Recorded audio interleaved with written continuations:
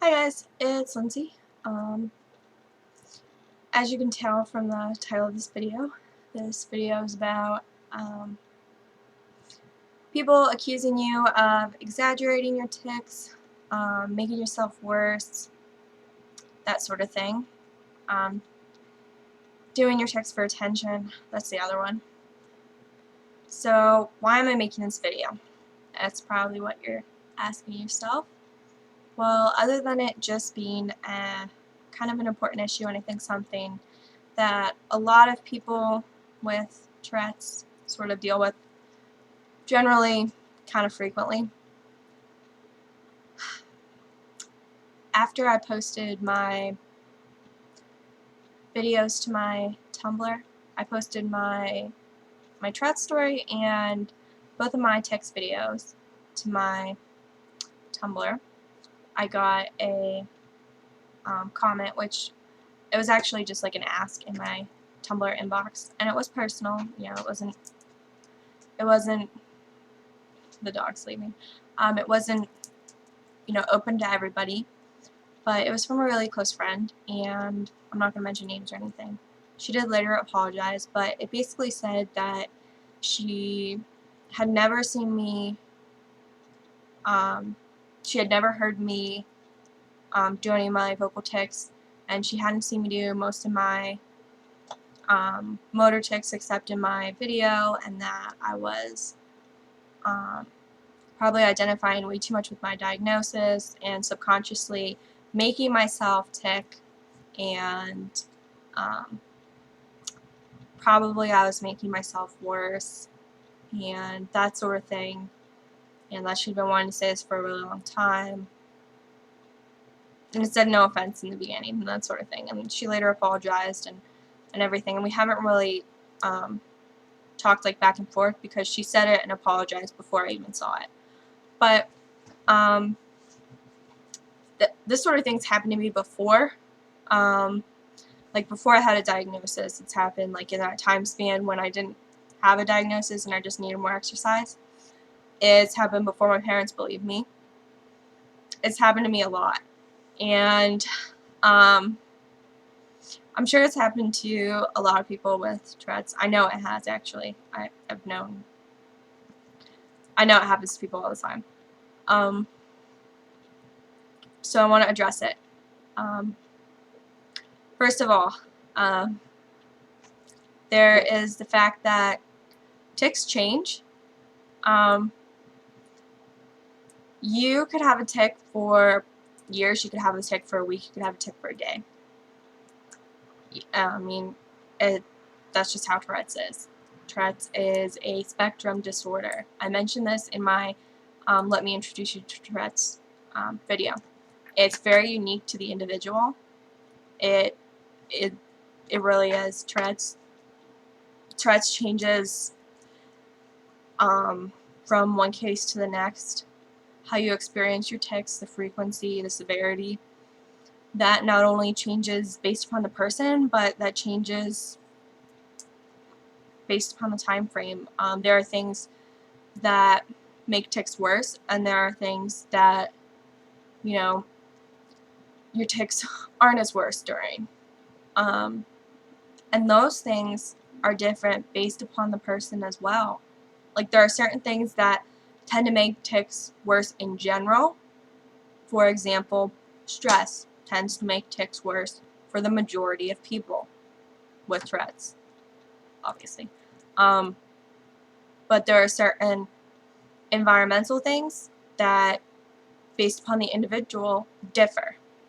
For example, a lot of people, well, I won't say a lot, but some people I know have mentioned in videos that being really hot makes their tics worse.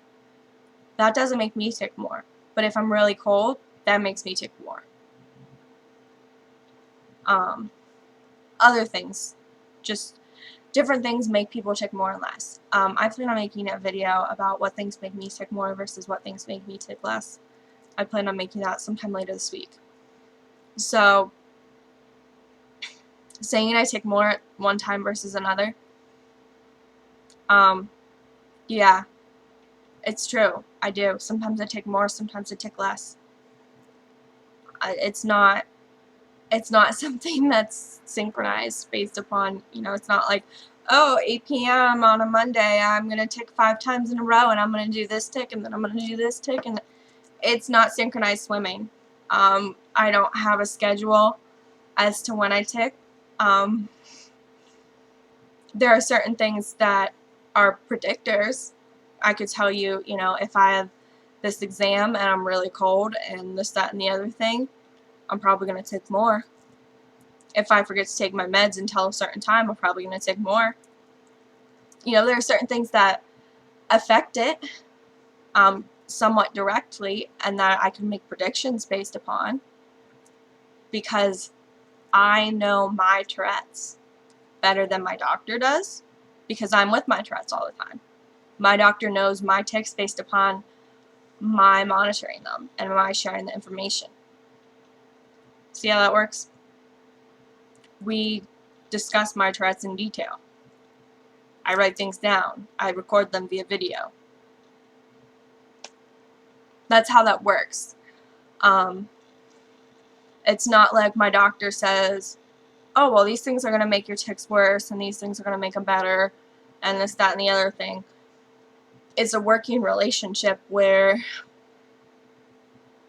we talk about what things make your tics worse and what things make your tics better, and do you notice anything with these things? Does my doctor make suggestions like, oh, well, have you tried, thinking about when caffeine or when alcohol or when, this kind of temperature, or when you eat these things? Absolutely, yeah. But I know my Tourette's because I am with me 24 hours a day.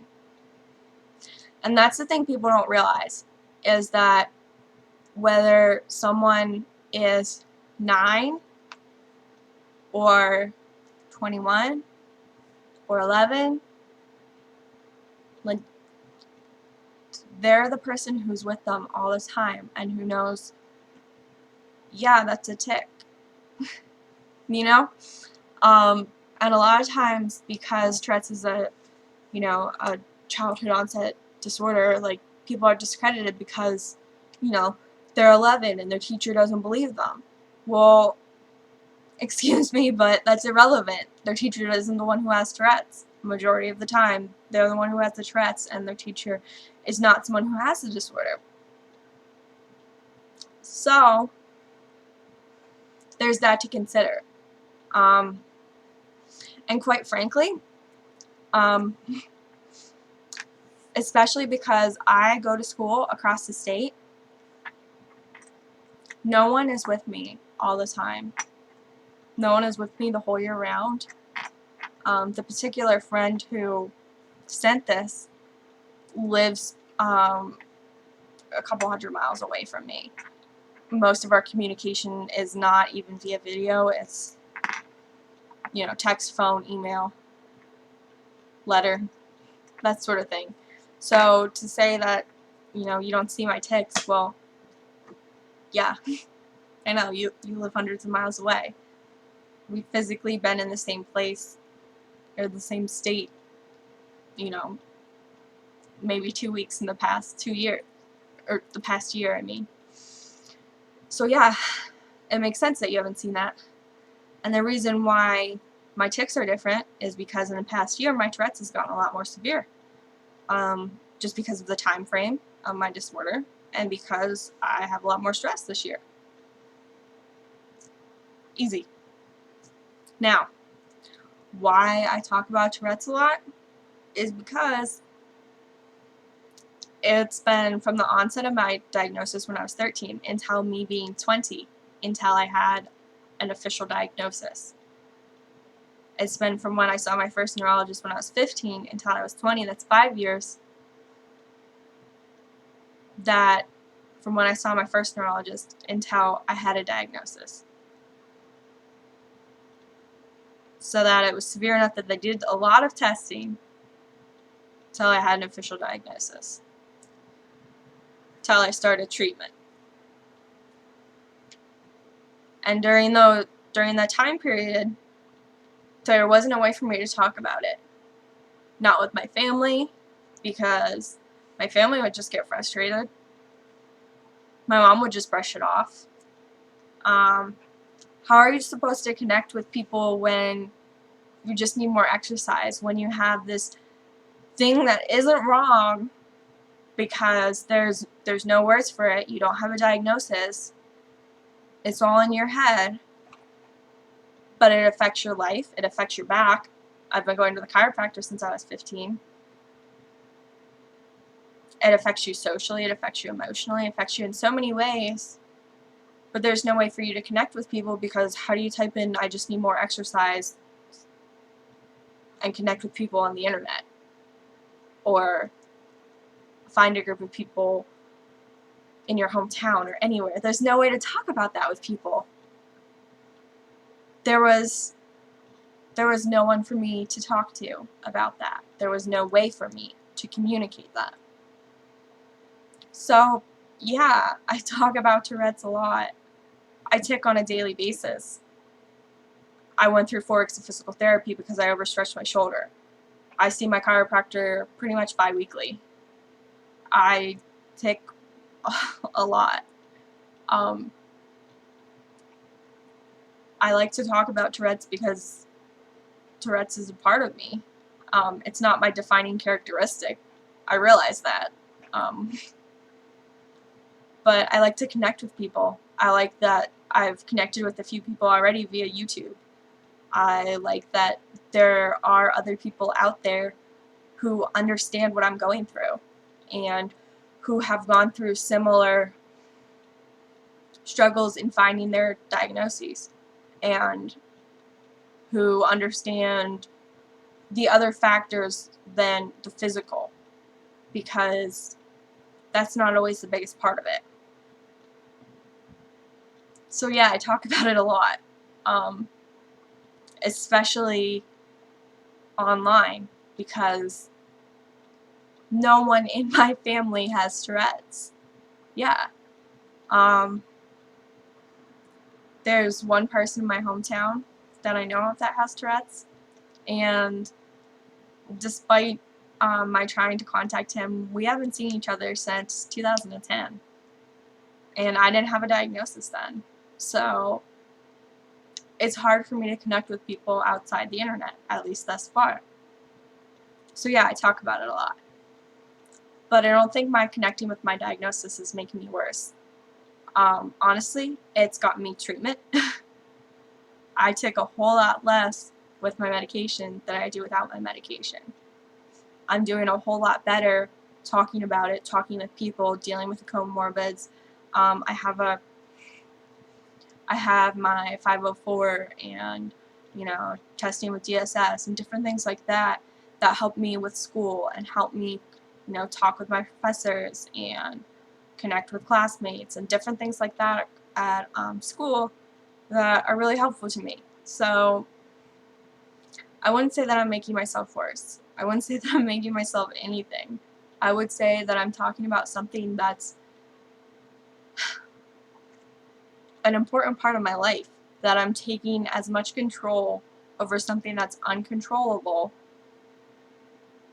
as I can, because I can't control what my body does about it, but I can control what my mind does about it. And I'm okay with the fact that I have Tourette's. Does it frustrate me sometimes? Absolutely. But I live with it every day. I deal with it, even when I don't want to, and it's okay. I get frustrated when people say things like I'm making myself do it, because I heard that for so many years, and believe it or not, it still isn't true. There's a big difference between me going like this and me really ticking, because believe it or not, that doesn't look like anything real. And there's nothing sincere in, I don't know, in saying things like that to people. There's nothing there's nothing good that comes out of it. And rather than me be all pissed off about it, I'd rather just try and explain that Tourette's is very different, both among people and on a daily basis. And that's part of why it's so misunderstood. And that's part of why I want to talk about it, because I don't want people to go around thinking that I'm faking or that anyone else is faking, because I'm not. And I don't want anyone to think that, because it's real for me and it's real for a lot of other people.